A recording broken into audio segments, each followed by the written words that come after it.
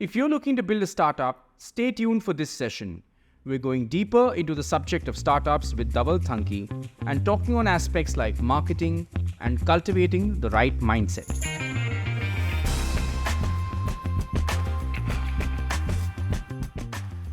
Welcome to the Zista Podcast, where we invite industry professionals and academicians to answer questions that students have within a specific subject area. Joining us today is Dhaval Thanki, a seasoned industry professional with over 18 years of experience in digital, tech, analytics, and SaaS domains. He's worked with large companies, founded his own startups, and he's currently the Executive Vice President at Loginext, the world's leading automation SaaS platform. Let's continue the conversation with Dhaval. Welcome back to the Zista Podcast, Dhaval. And today we're going to continue the conversation that we started the last time, focusing on demystifying the startup hustle. And we're hoping to go a little deeper into aspects like marketing and the winning mindset. Sure. So, in the context of making your startup succeed, how much importance should students pay to marketing? They need to make sure that they adapt to the market, that they're responsive to needs of the customer. But would you like to maybe tell us a little bit about what you see as really the role of marketing in the success of a startup? Yeah, great. Again, we want to quote Peter Drucker, right? He said, marketing is business, business is marketing. Okay. So that's interesting. But while he said that, I think Philip Kotler also said that what are the 4 P's of marketing, right? And product, place, price, and promotion. Absolutely. And that legendary quote got revamped a few years later. Yes. When people said 4 P's of marketing are product, product, product, product. Okay. And that's interesting because what happens is if you have a fantastic product, it'll market itself. If you really solved a problem very well, it'll market itself, right? WhatsApp never needed to market itself. Okay, WhatsApp is doing a little bit of marketing now and, whatever other stuff that's happening around it, but it never needed to market itself. Instagram never needed to market itself. It just took off. Now, why did it take off? Why did Facebook take off? Of course, debatable. There are multiple theories and you could, again, connect the dots backwards. Right. Can you say that, hey, I know why Facebook succeeded? Because if you know why Facebook succeeded, for example, if Google with all the resources at their disposal, right, could never build a social network. I mean, they tried Orkut, but it just didn't take off as expected. Absolutely. And Orkut actually was a predecessor of Facebook, right? And no one knows why Orkut shut down almost overnight and Facebook took over. I mean, there are various theories, but there is no real solid reasoning that can justify why Orkut just disappeared from the face of the planet and Facebook just took off. And after Facebook took off, Google made numerous attempts to that. Right. There was Google Plus. There were many other things that Google kept launching. They tried multiple strategies, invite only, or Gmail users automatically get access to it, and various other things, because Google has everything you can imagine any large organization to have. They have technology talent. They have captive customers. They have monopoly in certain products that they operate, certain markets they operate in with their products, right? Despite all of that firepower, they could never build a social network. Why? Because what does it take to build a social network? Technologically, nothing much, right? You could throw a bunch of engineers at this problem. You create a really fancy social network. You have captive audiences. You can onboard customers, onboard users directly from Gmail, from Chrome users, etc. There is a lot of natural synergy out there. So logically, it's very difficult to understand why could Google not build a social network. It comes down to the product, as you're saying. It comes down to the product. It comes down to this whole aspect of luck, timing, and the unknown. Like I said, Right. The universe figures out what works and what doesn't work, even though it sounds a little metaphysical, but it's true. We don't know what we don't know. It's really the game, right? And that's why you keep trying. So Google realized that, okay, this doesn't work. So fine, I'll try something else. And then I'll try something else. And then I'll try something else. And then something will add up. And then it'll keep going. But the game is about trying to continue to, increase your shots on the goal at the cost of repeating it multiple times. But it's really, really important. Coming back to your point, right, about how do you define the role of marketing in any product journey, right? Marketing is a very deep concept. It's really, very, very deep, because it really cuts across understanding the product, understanding the customer, and understanding the channels channels through which you could take the product to the customer. Correct, right? And that is a lot of science and a lot of art, right? And that's why in today's age and time, when you have technology products, when you have fairly evolved customers, today customers are very well educated, they're very aware, they're tech literate, you see the internet penetration across the world, with Elon Musk and Starlink satellites, going around out there, internet for all is beginning to become a reality.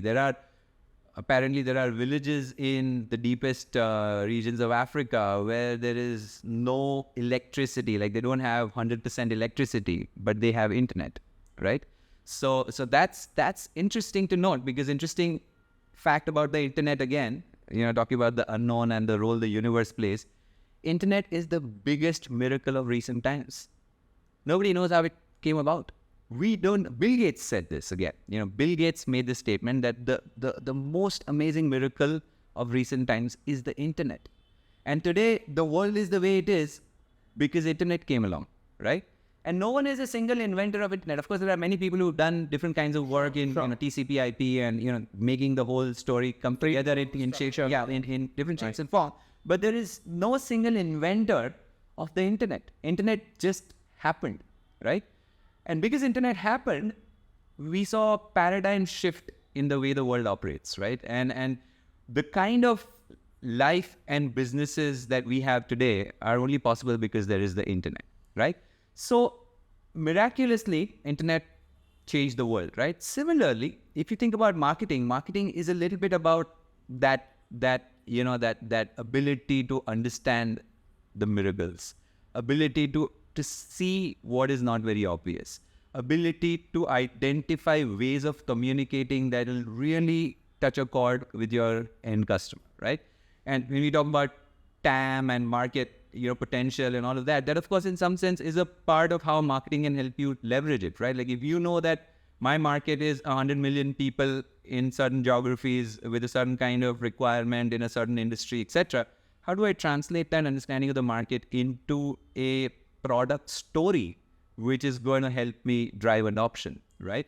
And there is this whole life cycle of the product. There is this whole life cycle of the customer. Your ability to understand these life cycles, understand who my early adopters are going to be, who my middle majority is going to be, who my certain type of users are going to be, who's going to play what role in my product's evolution is something that marketing needs to have a keen eye for. And then how do I talk to these different buckets of customers? And how do I personalize my conversations with them, right? Because today, again, with the data age, you probably know more about the customer than the customer knows about himself or herself, right? Because of the data at your disposal, right? Now, how do you use that data responsibly? How do you engage with customers in a manner which resonates with them? That takes a lot of skill. It is a lot of science. It is a lot of art. It's a lot of left brain. It's a lot of right brain. And that's where, marketing becomes pivotal. And if you're really good at this left brain, right brain thinking, really good at understanding the consumer as much as at understanding your product as well, then you can craft these beautiful stories that can help your customers resonate with your product, and that can help drive adoption, scale, revenue, monetization, all of that. So I think marketing is super important, but it needs to be understood really well. And sometimes what happens is because the avenues are just so many, right? Today you talk about digital marketing, you talk about content creation, organic search, you talk about paid search, you talk about search engine marketing, talk about social media marketing, talk about outbound marketing. There are multiple channels, and it's very easy to get overwhelmed by all of this. And, just try and do everything that you can to tick all the right boxes to get to where you have to get to. But it's really about digging deeper.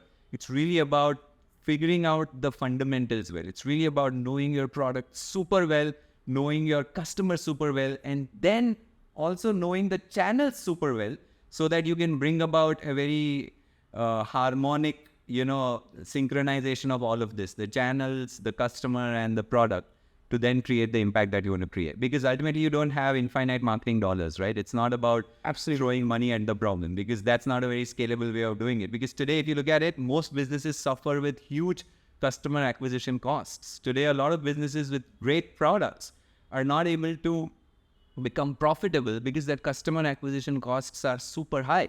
Why? Because they're all throwing money at the customer acquisition problem. And every player in a given industry, let's say there are 3 competitors, 4 competitors, 5 competitors, they're going after the same market, right? And they're going after the same market with the same set of strategies and the same set of tools and the same set of approaches, which is why your benefits are very incremental. You would probably be doing 5% or 10% better than your next competitor in terms of how you're interacting with your customers if you do not deploy this whole creative mindset, this whole right brain approach, the deeper parts of how do you do marketing right. Because otherwise, this whole customer acquisition cost that I was talking about, which is eventually, the sum total of all the marketing expenditure that you've done in acquiring customers, will sink your boat. Marketing, in fact, sometimes becomes the difference between which product succeeds and which doesn't. Because sometimes the products are parity. You look at travel websites, for example, booking air tickets on website A, website B, website C, there's not much of a difference. They all have the same deals. They all have the same options. Customers usually try and find out the cheapest option and then they go and book that. So there is not much of a difference between these products, but it's about how the product engages with you, how the product is having a conversation with you, how the product is having a relationship with you as a customer that decides where you're going to go and where you're going to make your transaction, make your purchase from, right? So unless you build that affinity in your product through marketing, you may, marketing, as I said, may become the difference between success and failure from a revenue standpoint. So I think marketing is super, super important.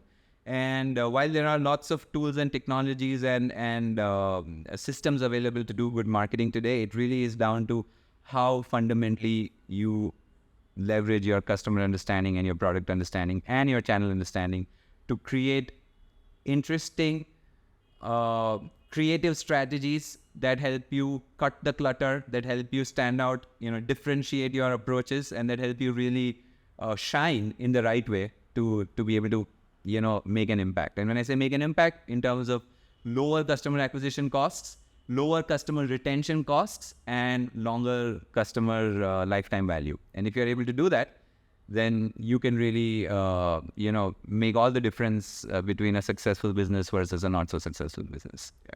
Hearing you speak, it's quite clear that you're very passionate about products and marketing. And I think all successful entrepreneurs need to be totally immersed into the product or solution they're offering.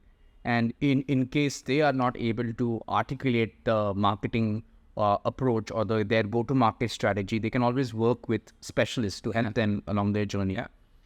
I wanted to kind of ask you, it brings me to a really important question in terms of the mindset, right, that a future entrepreneur should have. So there are a lot of to-be entrepreneurs, future entrepreneurs that are going to be tuning into this podcast or are tuning into this podcast, and they're probably wondering, what is the winning mindset that I need to adopt? Perfect. And there's one word for it. Every successful entrepreneur, and I keep using the term successful from a revenue or a business frame of reference, every successful entrepreneur has had one quality in common. Okay, you pick anyone, the one quality that they all have in common. These are not really the most intelligent people. These are not really the most resourceful people as well, contrary to what people would like to believe, right? These are, they make things happen. Not necessarily always, that they have, like phenomenal resources at their disposal. So they're not essentially the most intelligent, or they're not essentially the most resourceful or the most well-connected, but there is this one thing which is common, which is resilience. Every entrepreneur is supremely resilient. They are immune to giving up. They just keep at it. It's that resilience that sees them through. Of course, when I say they're not the most intelligent, of course, they are smarter, they are more intelligent than people in general. They need to be a jack of all. They need to be good at so many things, right? That's important. But the one important thing is resilience. And that's what discriminates a successful entrepreneur from a not so successful entrepreneur. I've seen this, like I was saying earlier as well. So really smart guys who beyond a point they give up.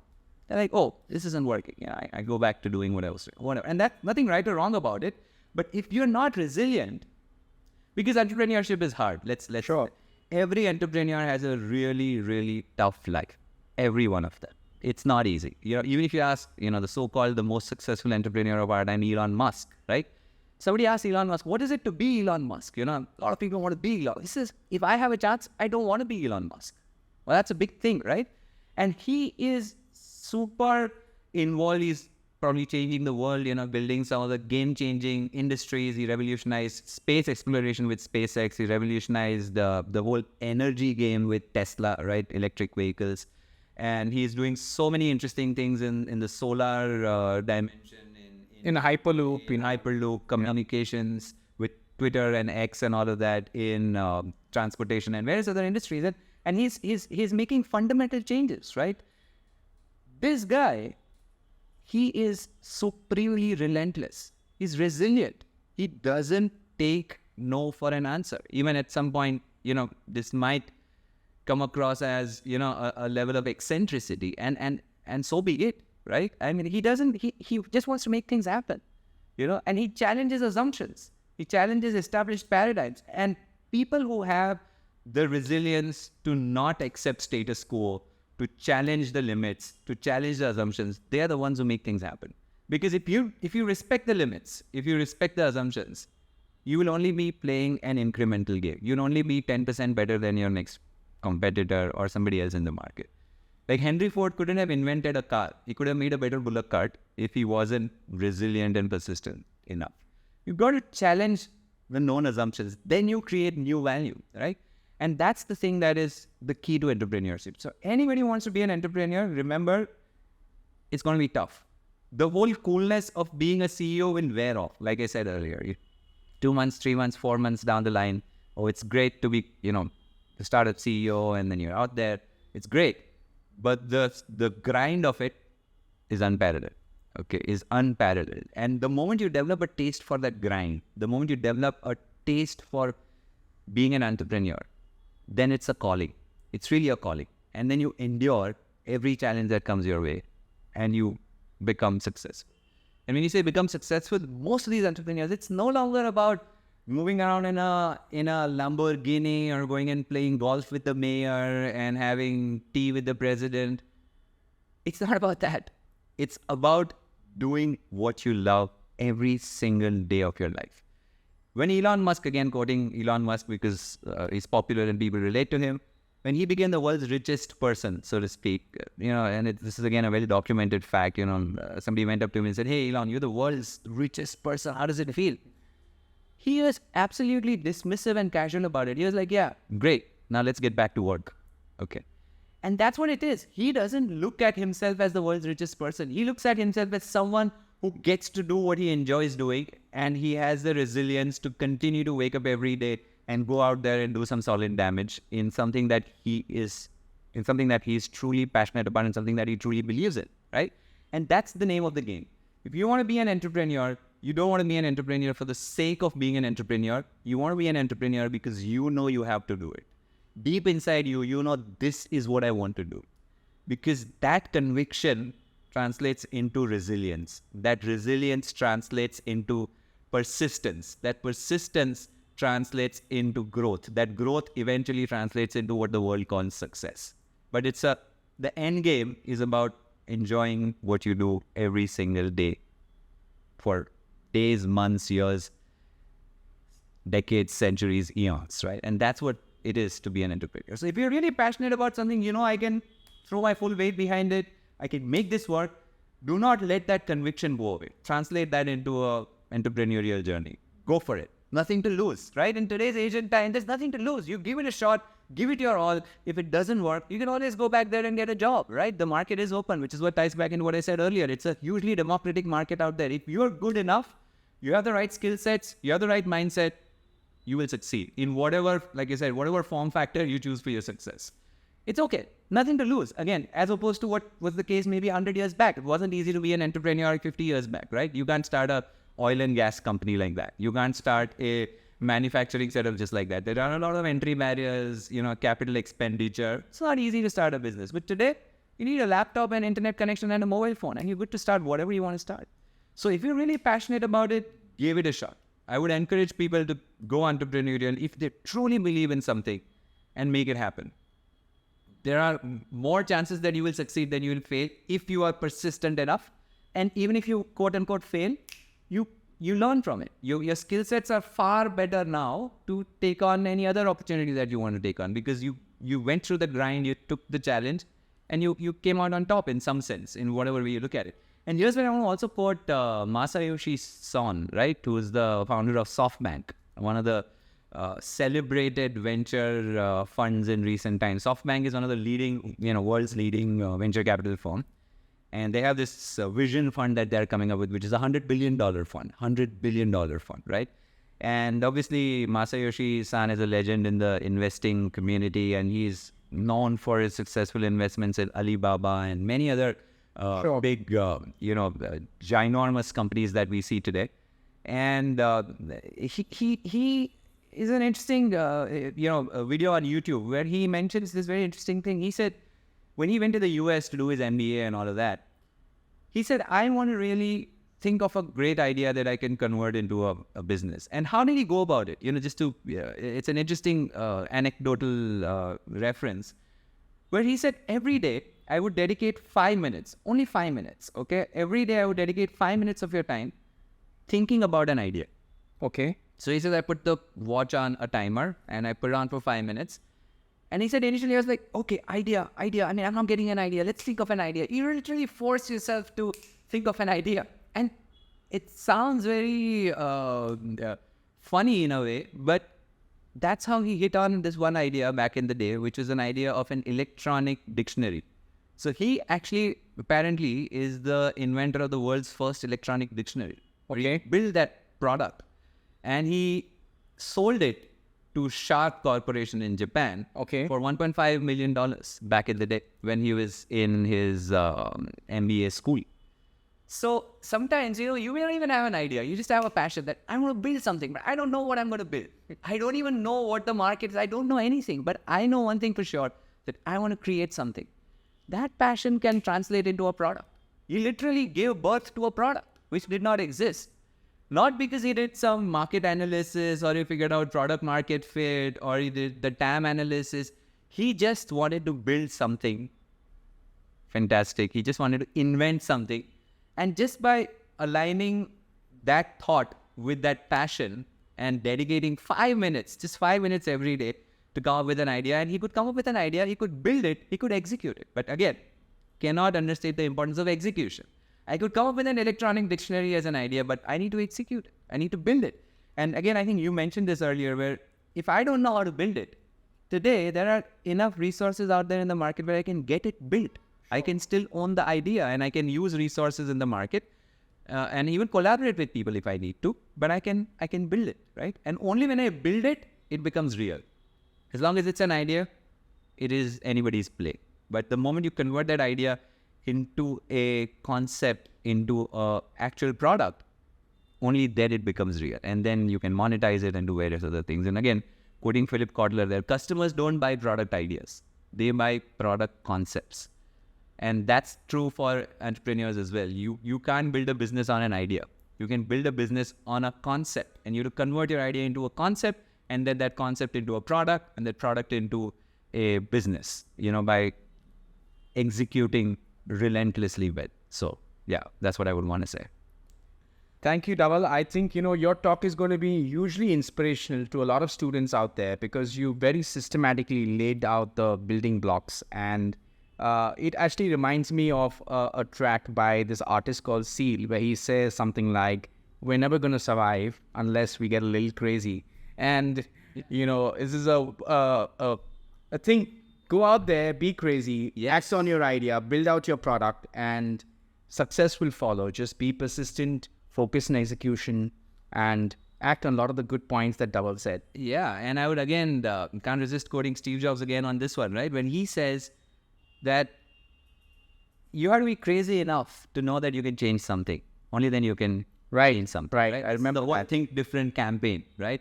It's only the ones who think they can change the world actually are the ones that really do that, right? Yeah. And then this very legendary quote, right? Stay hungry, stay foolish. We don't know enough. Stay foolish. Celebrate foolishness. What it does is it inspires you to keep getting better. If you think you know enough, you won't grow. Nobody knows enough. And that's really the more you know, the more you will realize that you don't know enough. And that's the beauty of it. Staying rooted in this idea that you don't know enough, all you know is, I have the passion, I have the inspiration, and I have the mindset to go after what I truly believe in. You just have to keep staying invested in that process, and everything else eventually falls into place. So yeah, on that note. All right. Thank you once again for making time and coming here. Thanks, Ahmed. It's been a pleasure talking to you. It's great talking to you guys as well. Thank you. All right. The art and science of marketing. Wow, there's so much that we've learned from this session. And more importantly, having the right mindset can really set you up for success. I hope you enjoyed this episode. And if you did, do subscribe to our channel on YouTube to get notifications for new episodes as and when they are released. Follow us on podcast platforms like Apple Podcast, Google Podcast, and Spotify. Our handle is the Zista Podcast. Till we meet again, we'd say, stay curious.